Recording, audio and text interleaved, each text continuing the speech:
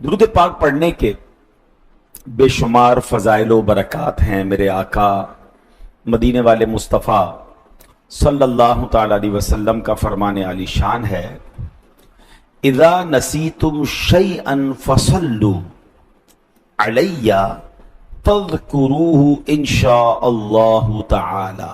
نبی پاک نے فرمایا جب کوئی تم چیز بھول جاؤ، بعض اوقات ہوتا ہے ہم کوئی چیز رکھ کے بھول جاتے ہیں، بات یاد نہیں آتی ہے، کوئی اہم بات ہم بھول جاتے ہیں، تو فرمایا جب تم کوئی چیز بھول جاؤ تو مجھ پر درود پاک پڑھو، انشاءاللہ الکریم وہ بات یاد آ جائے گی۔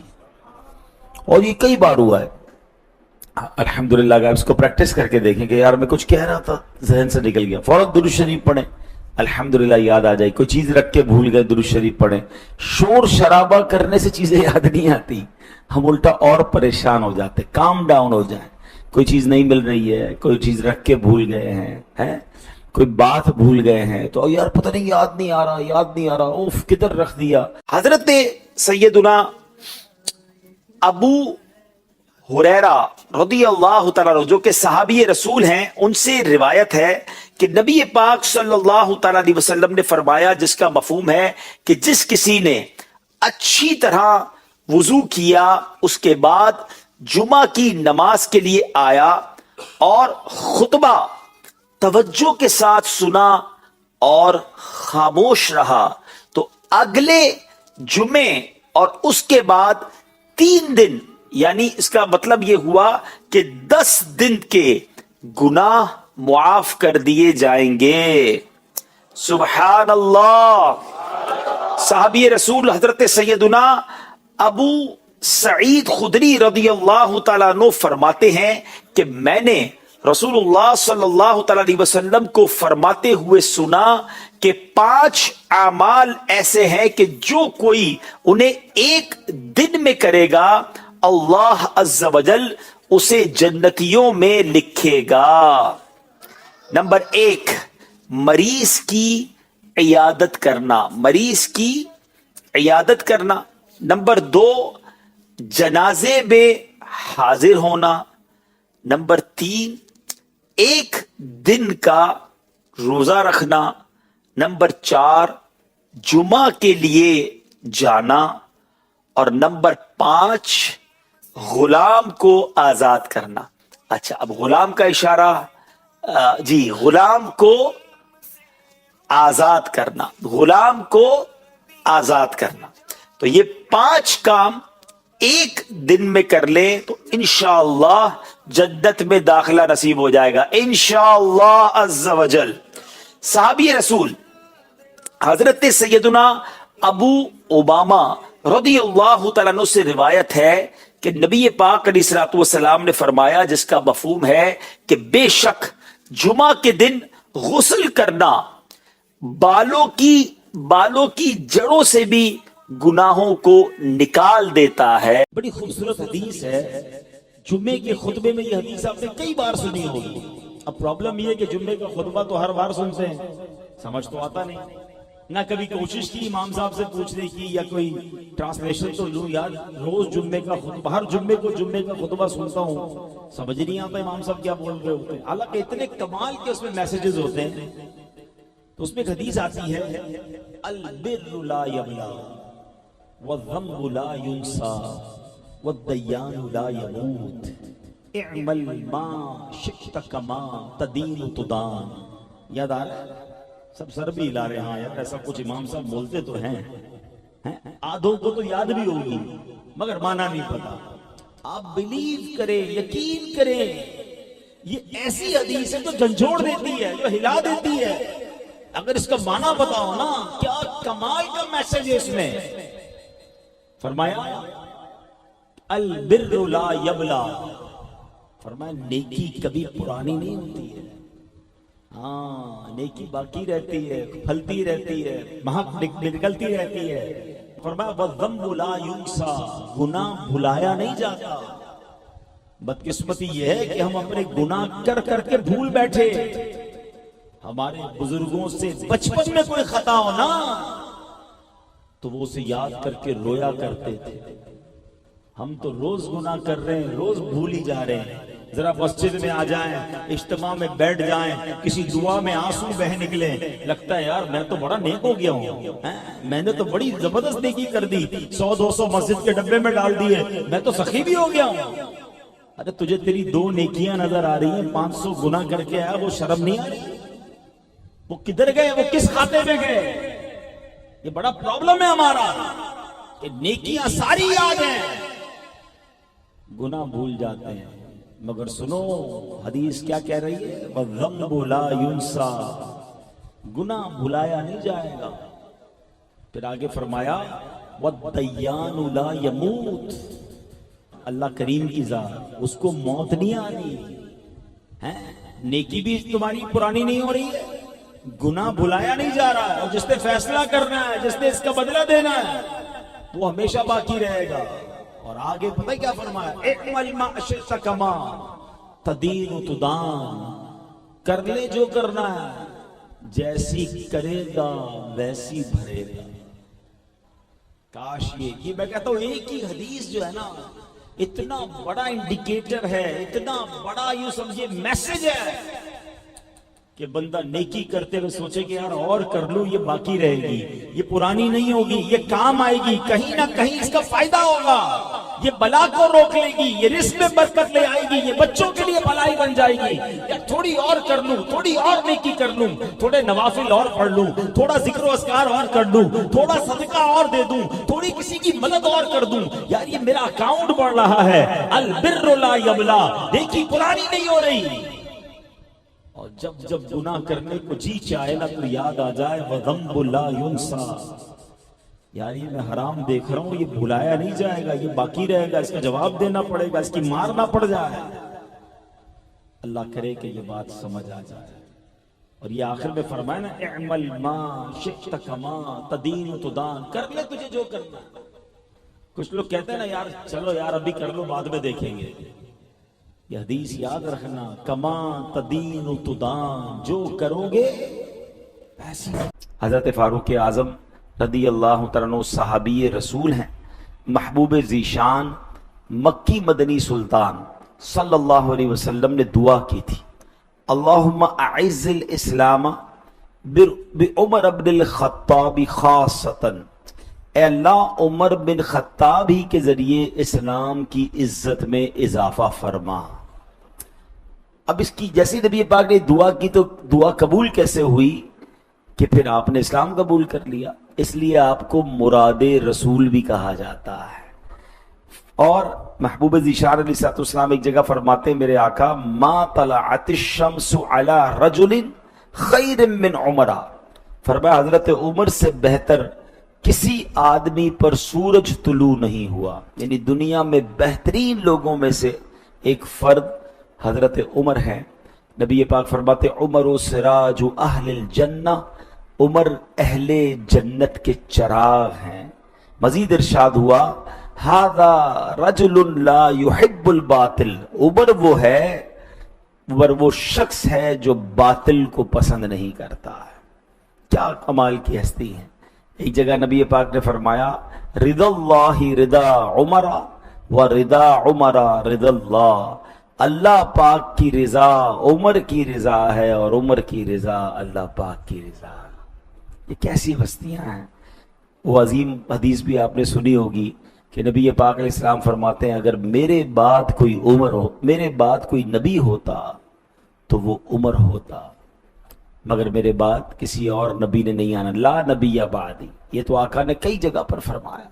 بے شک نبی پاک ہی آخری نبی ہیں، مگر حضرت عمر کا مقام اس سے پتہ چلتا ہے۔ حضرت عمر رضی اللہ تعالیٰ وہ عظیم ہستی ہیں کہ جن کے بارے میں آتا ہے وہ جس گلی سے گزر جائیں شیطان اس گلی سے نہیں گزرتا ہے۔ میں اور آپ شیطان سے بھاگنے کی، شیطان سے بچنے کی دعا کر رہے ہیں کہ شیطان ہمیں ورغلا دیتا ہے، بہکا دیتا ہے۔ حضرت عمر کا وہ روب اور جاہ و جلال تھا کہ شیطان آپ کے قریب نہیں آتا تھا۔ اللہ تربت مزار حضرت عمر پر کروڑوں رحمتوں کی بارش نازل فرمائے اور ان کے فیوز و برکات سے ہمیں بھی مالا مال فرمائے۔ حضرت عمر جب ایمان لائے، نبی پاک نے دعا کی تو آپ ایمان لائے۔ تو پیارے آقا کی اس جو کیفیت تھی نا، کیونکہ ہر طرف مسلمانوں پر بڑی زیادتی ہو رہی تھی، تو اعلیٰ حضرت امام اہل سنت نے اپنے شعر میں اس کیفیت کو بڑے پیارے انداز میں بیان کیا کہ ناریوں کا دور تھا، دل جل رہا تھا نور کا. ناریوں کا، ناری یعنی جہنمی کفار، بڑا تنگ کر رہے تھے، مار رہے تھے مسلمانوں کو، نماز پڑھنے پر مارتے تھے. ناریوں کا دور تھا، دل جل رہا تھا نور کا، تم کو دیکھا ہو گیا ٹھنڈا کلیجہ نور کا. میرے آقا بہت خوش ہوئے جب حضرت عمر ایمان لائے. آج قرآن مجید فرقان حمید کی ایک آیت، کیونکہ ہر جمعے کو ہم ایک یا ایک سے زیادہ آیتوں کی تلاوت کرتے ہیں، اس کا ترجمہ اور پھر اس کا میسج، اس کا پیغام، اس کی یوں سمجھیے کہ تفسیر سمجھنے کی کوشش کرتے ہیں. آج قرآن مجید فرقان حمید کی جو آیت ہے اس میں ہمیں حضرت عمر کی ذات بھی یوں سمجھیے کہ اس کی ایک جھلک نظر آتی ہے، اس کا ایک خوبصورت پہلو نظر آتا ہے. آیت کیا ہے؟ بہت کمال کی آیت ہے. اللہ فرماتا ہے بسم اللہ الرحمن الرحیم افحسبتم انما خلقناکم عبثا وانکم الینا لا ترجعون. آسان ترجمہ قرآن کنز العرفان. تو کیا تم یہ سمجھتے ہو کہ ہم نے تمہیں بیکار بنایا اور تم ہماری طرف لوٹائے نہیں جاؤ گے؟ یعنی یہ بہت گہرا سوال ہے. قرآن ہم سے سوال کر رہا ہے، کوسچن کر رہا ہے. تم یہ سمجھتے ہو تمہیں بیکار بنایا؟ عبث اس میں لفظ استعمال ہوا، تمہیں عبث بنایا ہے. عبث کیا ہے؟ عبث کے معنی میں گہرائی ہے. انگلش میں سے پرپز لیسنس، یعنی کوئی مقصد ہی نہ ہو. دیر از نو ٹارگیٹ، پرپز ہی نہیں ہے کسی چیز کا، اس کو عبث کہتے ہیں. بیکار، وداؤٹ اینی پرپز. ٹھیک ہے.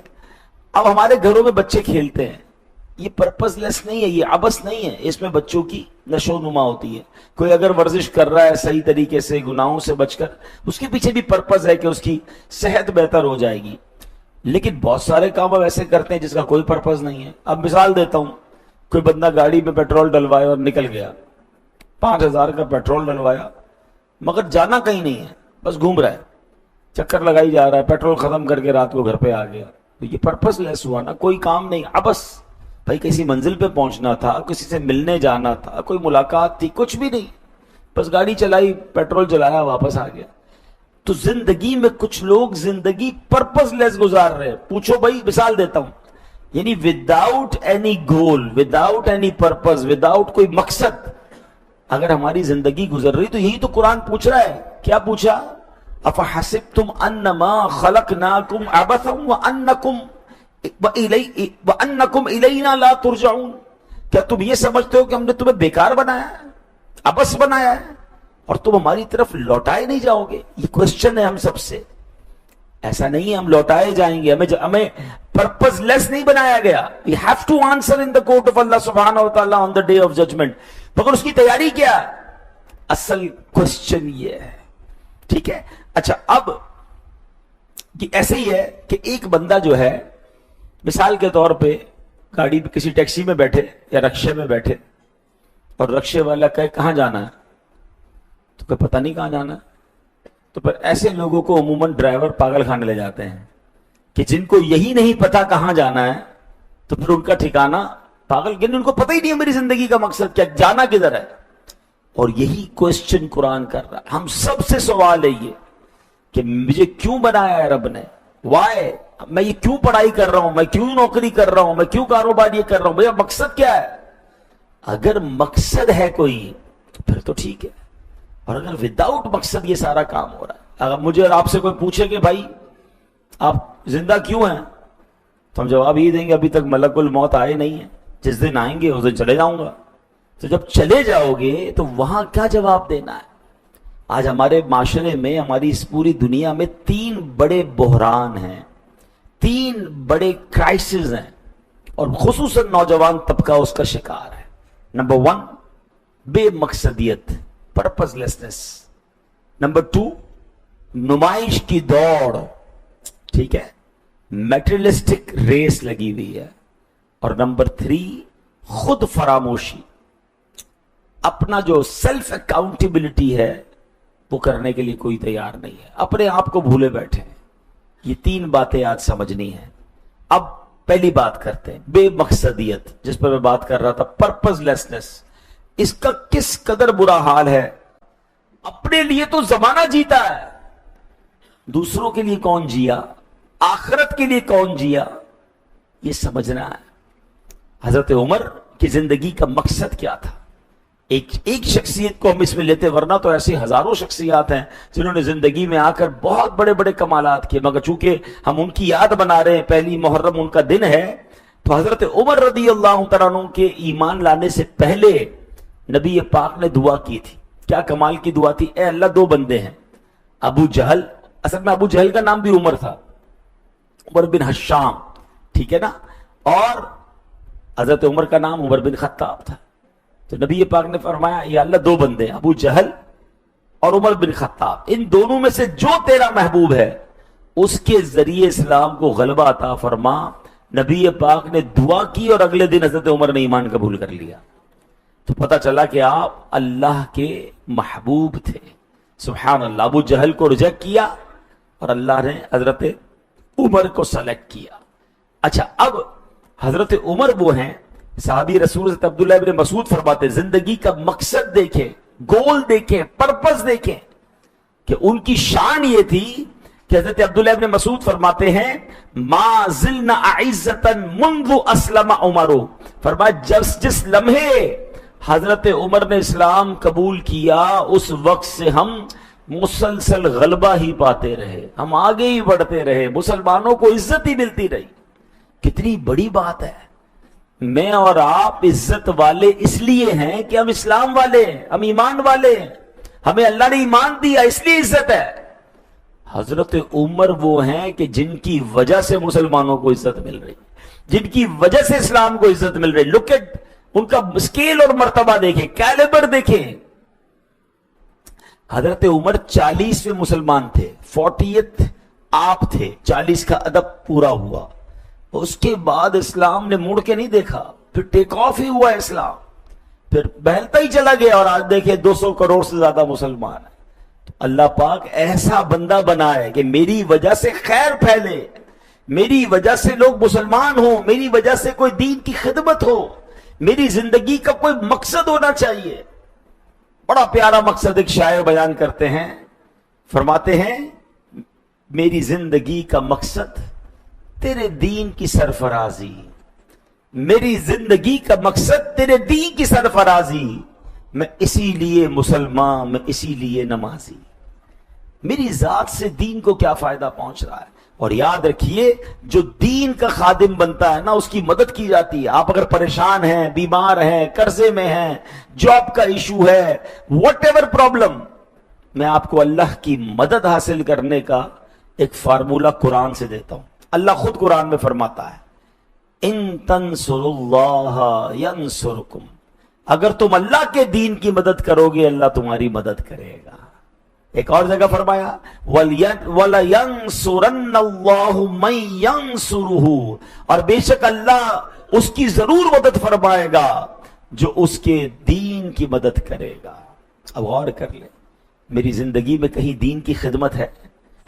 بے شک کاروبار کر رہا ہوں، بے شک جاب کر رہا ہوں، بے شک میں ٹریول کر رہا ہوں، واٹ ایور، جدھر بھی ہوں میرا کام یہ ہے کہ میں کچھ نہ کچھ دین کا کام بھی کروں. خود نماز پڑھوں، دوسروں کو نماز کی دعوت دوں، خود جھوٹ نہ بولوں، دوسروں کو بھی سچ کی دعوت دوں، خود دھوکہ نہ دوں، دوسروں کو بھی سمجھاؤں. مطلب جہاں جہاں میرا امپیکٹ ہے، جہاں جہاں میرا انفلوئنس ہے. یعنی کچھ لوگ ایسے ہوں گے کہ جن کی وجہ سے کئی لوگ گناہ چھوڑے ہوئے ہوں گے، کئی لوگ ایسے ہوں گے کہ جن کی وجہ سے کوئی رزق حلال کمانا شروع ہوا ہوگا.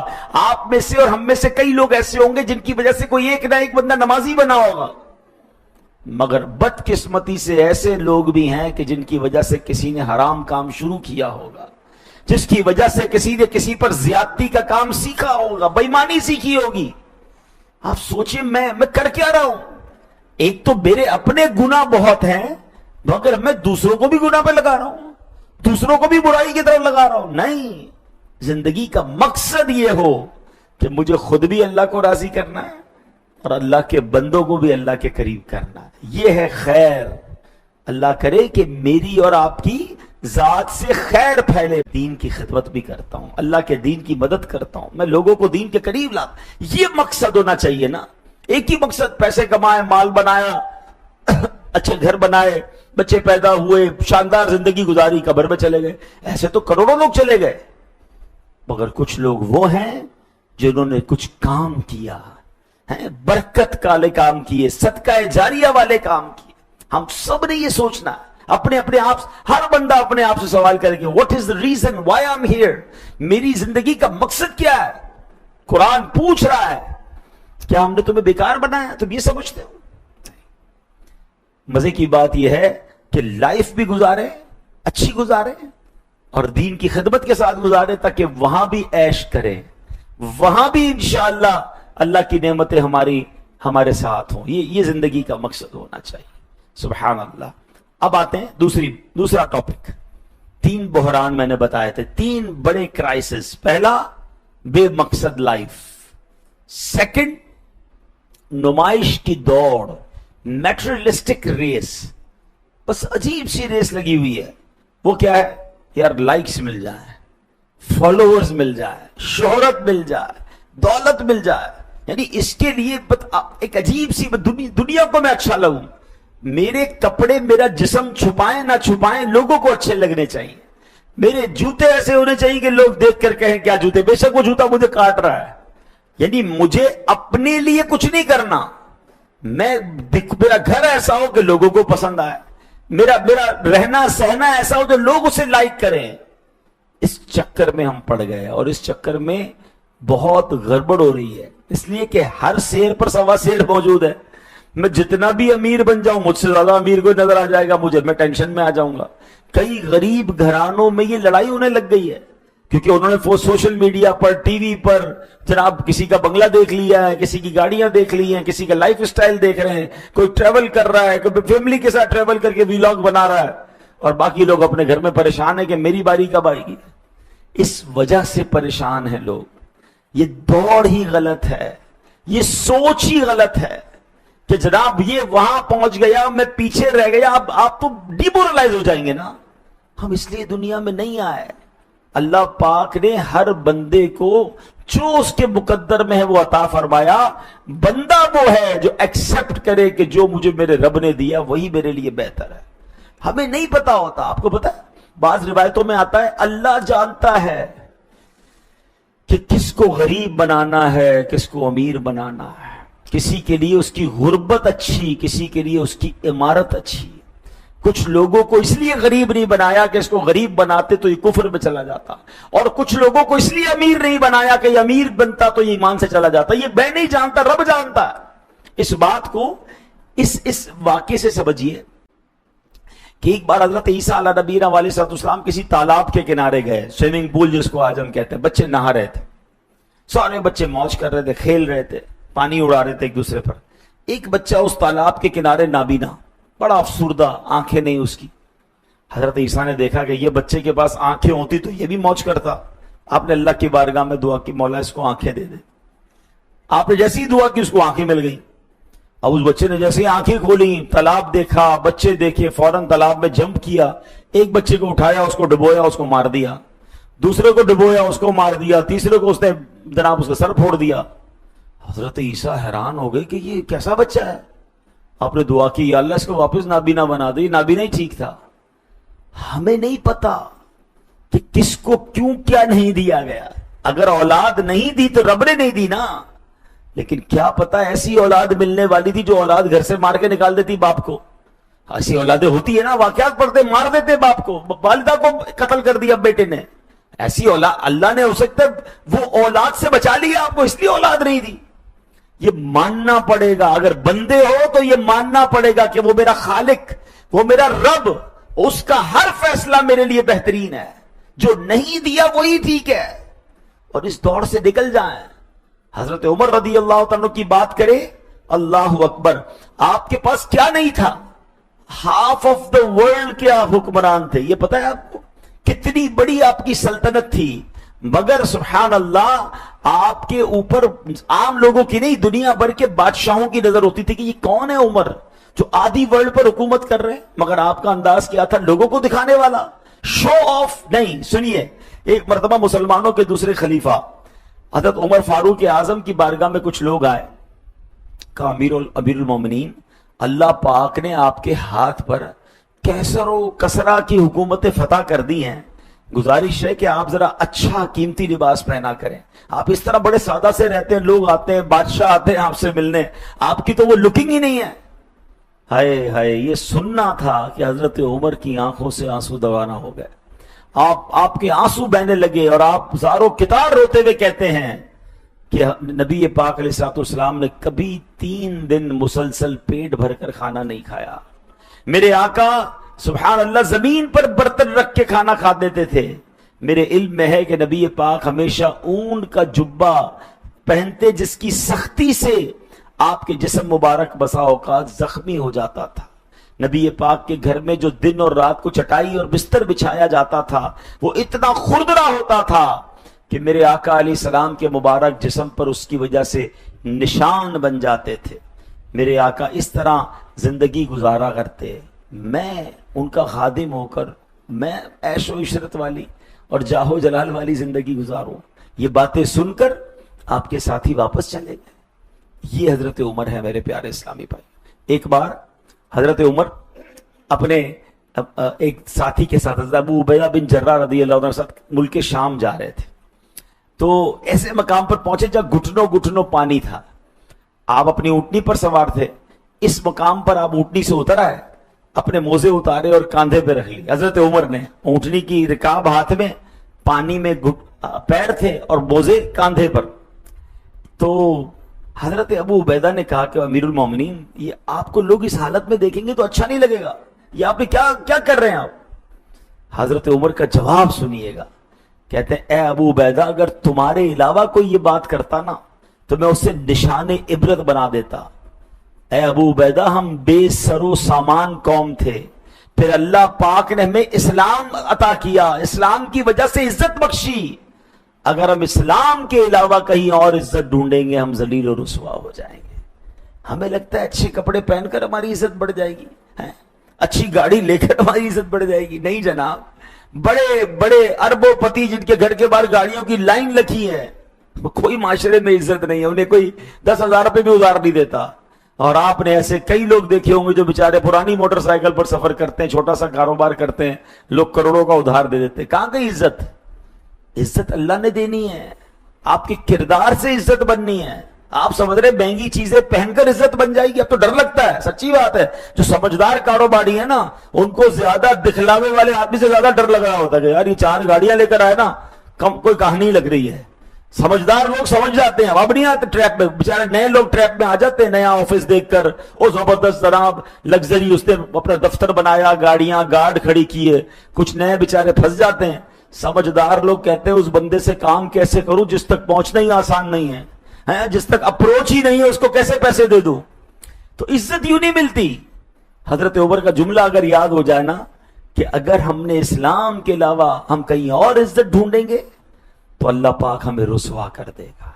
तो मैटेरियलिस्टिक चीजों से निकल जाए। आखिरी बात, खुद फरामोशी।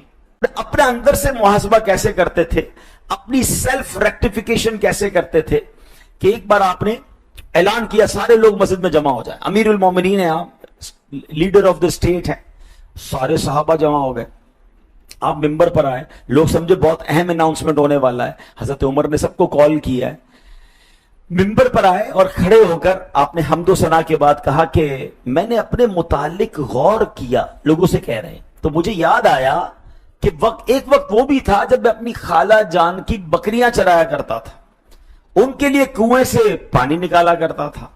मेरे इस काम पर मेरी खाला मुझे मुट्ठी भर खजूरें दिया करती थी। हजरत उमर ने यह कहा और मिंबर से नीचे आ गए, स्पीच फिनिश।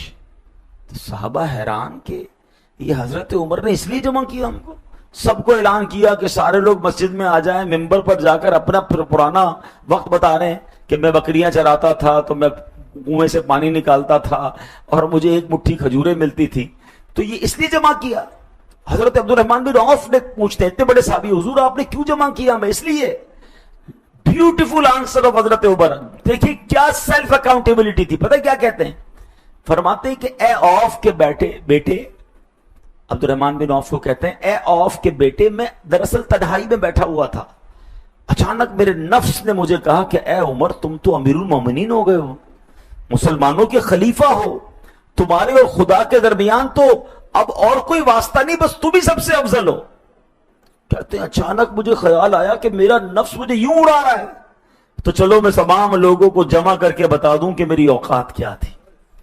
میں پانی نکالنے والا، میں بکریاں چرانے والا، ایک مٹھی کھجور پر کام کرنے والا تھا۔ میں نے اپنے نفس کو سزا دینے کے لیے مجمع بلایا ہے۔